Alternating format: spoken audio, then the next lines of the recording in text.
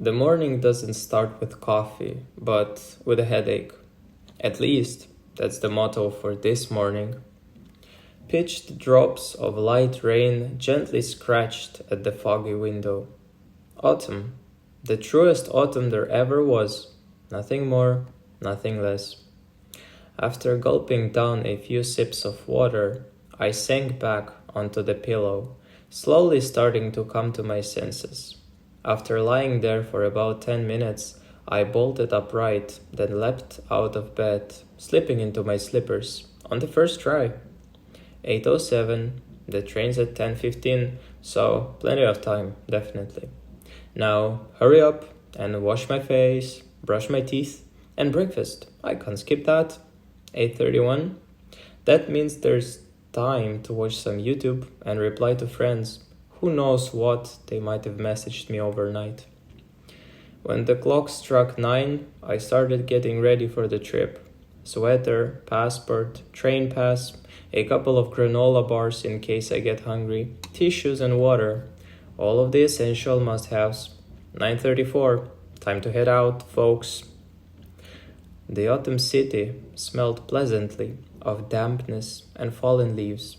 The air carried the last traces of warmth and sunshine, balancing on the edge of departure for a long journey.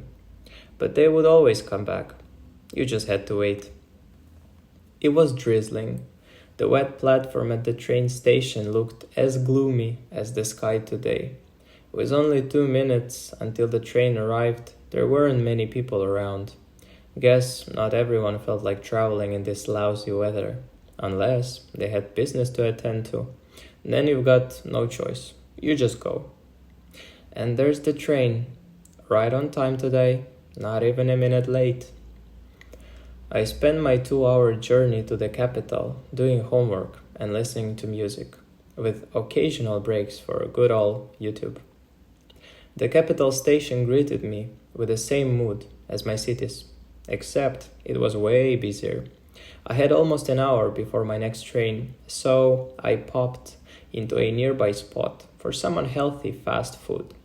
Bad for you, yeah, but gosh, it's so tasty. 12:53. The train's empty.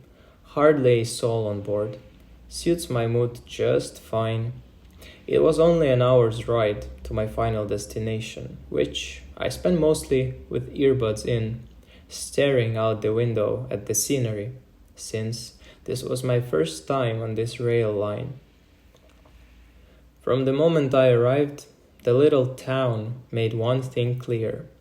It was a hermit, a toy, lost in time, indifferent to the world beyond its own view. The autumn here felt even colder, angrier, more grim. It was as if it resented having to change seasons in such a colorless place. The nearly deserted streets filled me with a deep melancholy and an equally heavy sadness. It was painfully obvious that the town was sick, gravely ill with a terrible disease, emptiness. You could feel it wanted to heal, but it couldn't, not on its own. And there was no one to help. It stood at the edge, a proud and lonely soul. Mighty waves crashed gracefully against towering, grotesque cliffs.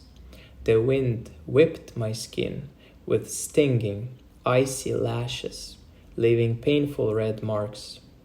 The sky grew darker, thicker with clouds, as if ready to unleash an unprecedented cataclysm.